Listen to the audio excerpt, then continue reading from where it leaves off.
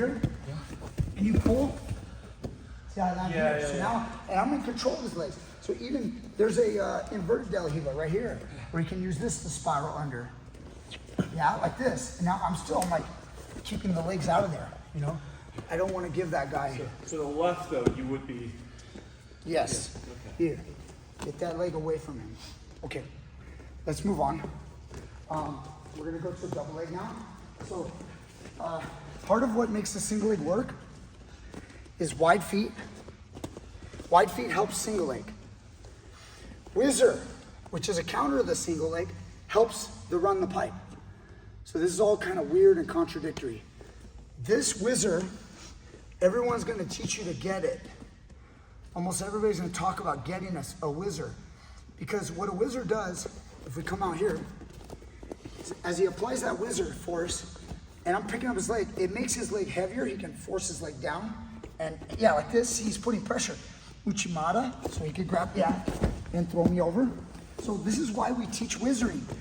But the problem with this is it connects to the back of my armpit. And then when I run the pipe, if he tighten up your whizzer real good, he falls. So it actually backfires. That's why running the pipe is a popular move for the single leg finish. If you, Ryan, the moment you know I'm about to go to a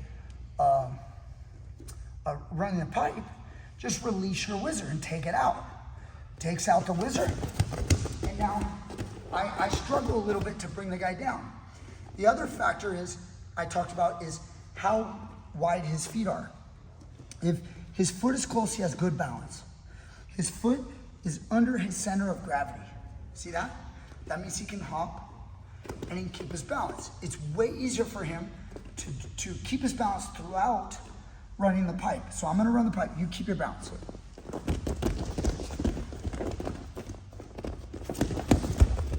Okay, see it?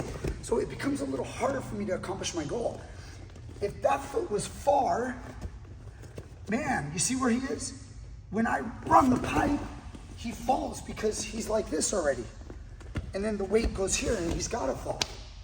So that's the idea. So back up against the wall. Look at, he's wide. Why is he wide? He's wide because he doesn't want me to grab around his legs. You know, we're fighting in here and I can't get to those legs. If you brought his feet a little closer, I was here, I would just like drop down and I'd get that double leg. So he's wide. If I think about it, at this moment, could I land running the pipe? Definitely. Look, if I'm here and I immediately go here, I could execute. But what is almost every one of our opponents going to do? They're gonna recognize that the balance is off once we, so look where he is. His leg is close. I've got his other leg in the air. See my little sideways position? This is, I don't like to teach pinching too much. Okay, there's many ways. I wedge it by turning my hip more. This does make you a little susceptible to the Kani Basami. But Kani Basami is, you post your hand and he puts the leg behind my leg and it trips me out and then he puts me in a leg lock. So we call that scissor takedown or Kani Basami in judo or in Japanese. So now it makes me a little susceptible, but I don't like this because pinching my knees all the time is kind of a bad habit. It gives me a bad base and I don't have the best pressure. Like this, I got much better pressure. So anyway, out of this position, I see his leg. Look at where his leg is. It's a little bit away from the wall. Can you get it closer? Yeah, see now he's got it closer. And now all I'm gonna do is I'm just gonna drop. I'm gonna fall towards him and level change. He might be pulling me up on the whizzer, yeah? But you know what happens when you pull me on the whizzer, right? I'll start to run the pipe, huh? Yeah, so you see that? So now look, I just fall, drop, and my hips are pressuring his knee towards his other knee. My hands now, real relaxed. I'm doing this with my body. Try to move. See that? I go around that lock. He has to try to seal this space. Can you seal it? Oh. Yeah, can you seal that? Yeah. So now I pull and I get this. Now I stand back up and we start to lift. Okay, if we can lift, swing him out. Take the guy down. I always recommend don't put him like, even like I did. I kind of gave him a chance where he might use the wall to get back up. Pull a guy out in the open. We practice 90% of the time or more out in the open. You train in the open. If you train against the wall a lot, you can put a guy against the wall and be more familiar. But so I guess there's an argument there.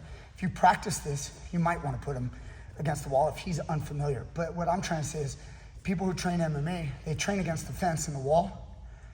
They use the wall to get up. We're the dominant one. We pulled them out.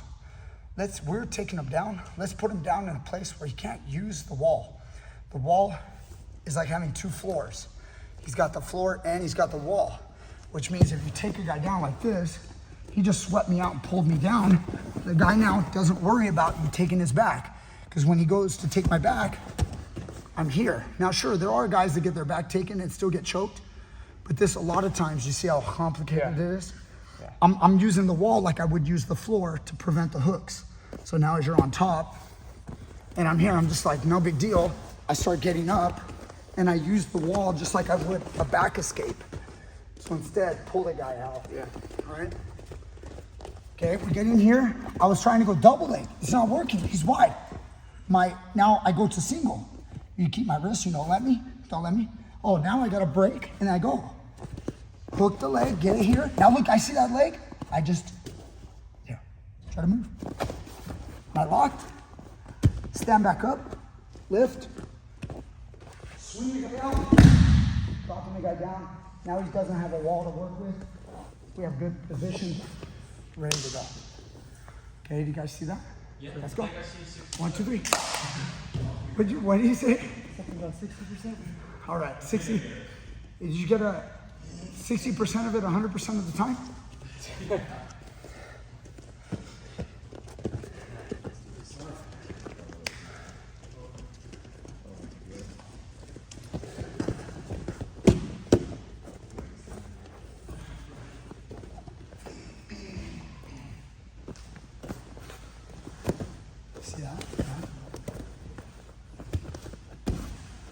Nice.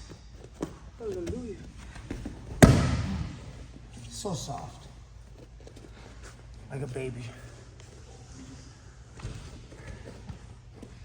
Who is nicer, Ryan, me or Nick? Push your head into him, Nick. Good time.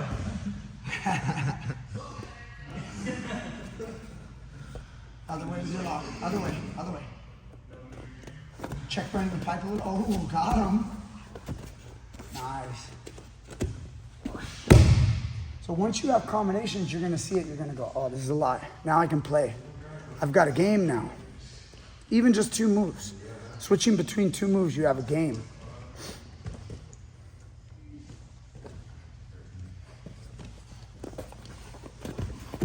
Run the pipe a little bit. A little bit? Just a little. Have some fun. No, that's not running the pipe. Who's he gonna fall, isn't he? Is he? I don't know. He's got balance. Oh, he got it. So you get that guy that you've been like trying to run the pipe on. And then catch his legs. Yeah, and you don't have to swing him all the way out. You can swing him all the way at 360 if you want, just to learn. Yeah. You know, just to practice, like run the pipe. But he's gonna keep balance, and you can loosen up on that wizard, Nick, because if you know, like if you loosen up on that wizard, you'll be able to hop, run the pipe. See that? Now go. You see that? Do you guys understand how he combined everything? Yeah. He took him on a little 360 ride of running the pipe, and again, you see Nick is like, he loosens up the wizard, the base leg, which is the foundation leg, it's underneath. As long as it's like this, he just kind of hops around, okay? And then we can blast right into it. Yeah? You're combining the movements. You adapt to the situation. We don't know if he's gonna fall sometimes. It's not like it's always a fake. Sometimes it is a fake, sometimes it's real. But we just adapt. We put moves together. Can he scoot out? Yeah.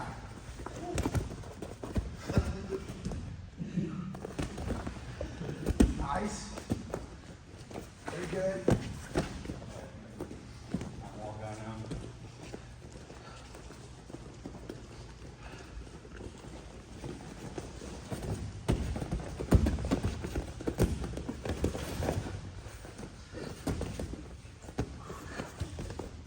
I'm going on a ride.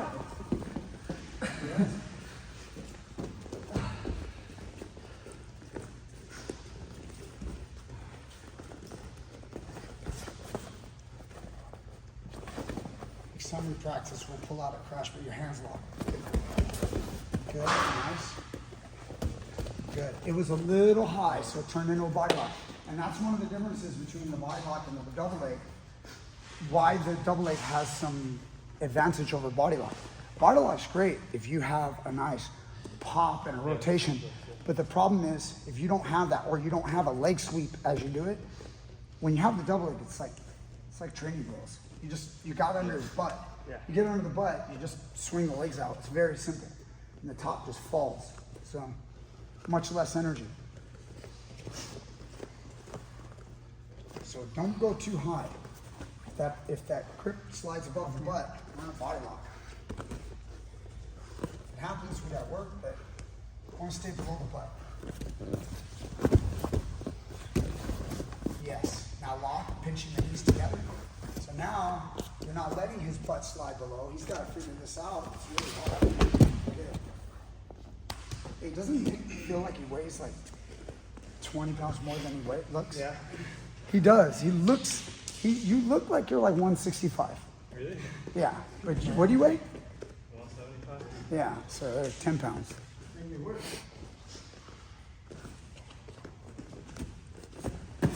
Circle out front. Drop into a double. Drop into a double. Yes. Swing him out. Nice. Try to practice going down with him. I know you don't want to hurt him, but take him down, go to side control.